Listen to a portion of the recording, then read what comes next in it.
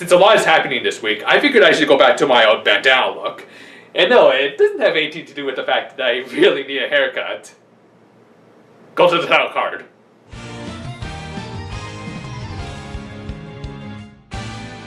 Yep, this week's episode was pretty much part 1 of a 40-minute long ad for the upcoming crossover movie. And we waste no time as things open up with Dr. Trom in the distant future facing the Kia team as how they appeared at the end of their series. Apparently he had arrived in his very Dr. Wily looking robot, seriously same color and everything, and had stolen the Asu power from the fairies of Ichigo-yama. I'm guessing he didn't even bother to try and collect Kyakeru since even his brilliant mind couldn't figure out what the heck it is. Also, he might have turned out a lot taller than I expected. In between all of this, we also get to see Hana introducing the episode. I think Tron must have taught her some of his fourth wall breaking techniques. Just don't overdo it, guys, or else you might end up inviting a certain someone to the party. Somehow sensing that they were in trouble, Hakutan warped them back to the present timeline, though not before Trom hit them with his de-aging beam. Though conveniently for the animators, he only reverted them back to their ages before the end of their series. Speaking of which, the Mahotsukai team just arrived on the scene and got the same treatment. Don't know why, considering they already have de-aging spells, but whatever.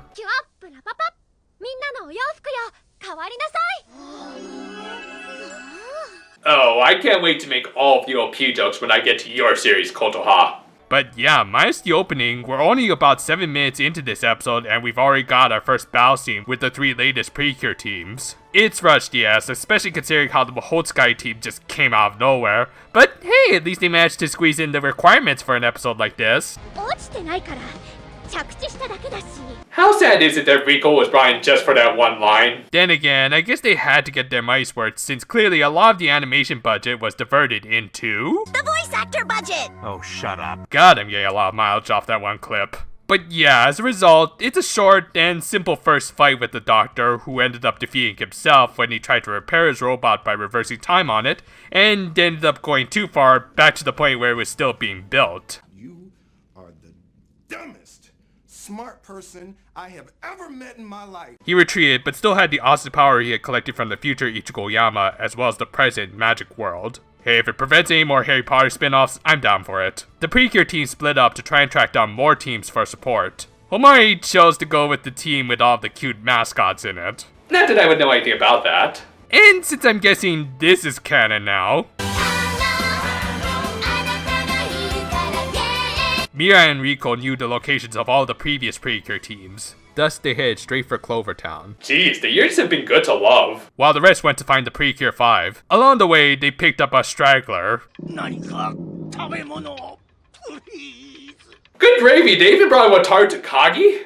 Oh, I'd hate to be the budget consultant on this episode. And apparently, Bumby didn't learn anything from his own series and tried applying for a job at yet another, obviously evil organization. While he was there, he also ended up helping Dr. Trom create his latest invention. After feeding the hungry leech, they eventually just ran into Nozomi Yumehara, kind of seeing a pattern in this episode. But before Saya could acquire Urawa's contact information from Nozomi, Dr. Trom had already launched his next attack. Using his time manipulation powers, he revived several previously defeated Oshimaida. He also equipped them with some new weapons.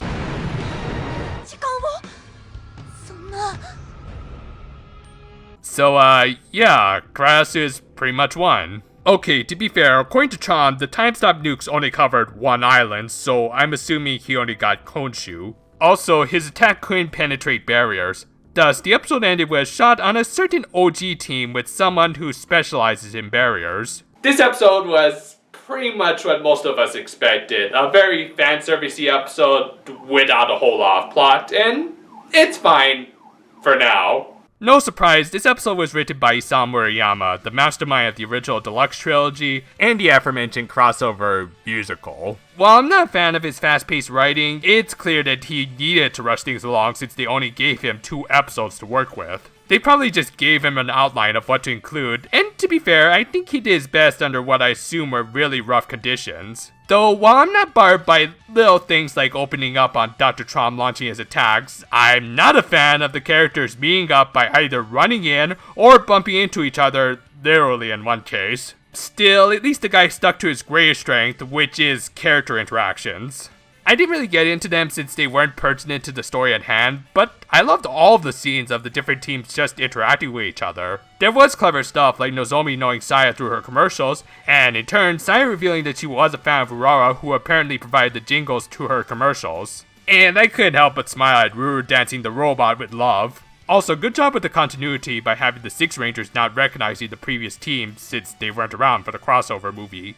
Little moments like this, and Bumby now officially counting as both a former Nightmare and Cross in general, were not only fun, but also add a new, interesting wrinkle to the Precure universe, which has gotten quite complicated now that at least a few of the crossover movies seem to be canon. But hey, let's not get into semantics here. As a Hagato Precure episode, this was nothing special at all. But it's clear that's not what this two-parter's goal was. They wanted to advertise the upcoming movie, as well as experiment with a different form of crossover. From that perspective, it's serviceable. As I mentioned, this must have been a complicated production, from bringing in a ton of veteran voice actors to dealing with all the different art styles all on a TV budget. If these episodes at least become the blueprint for some better Precure TV crossovers, then at least they accomplished something.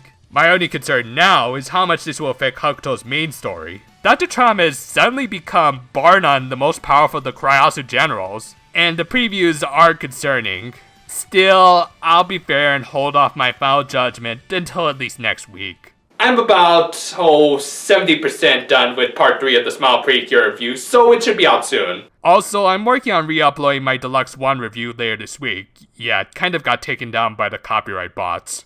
Willing to bet they'll try to get this video too, but fingers crossed. Anyway, look forward to all of that, and until then, though, farewell for now, my friends. And hey, I made it through this entire review without making a single Zio joke. Though, quite frankly, I'm not a huge fan of this one. I actually prefer a certain other Rider Anniversary series.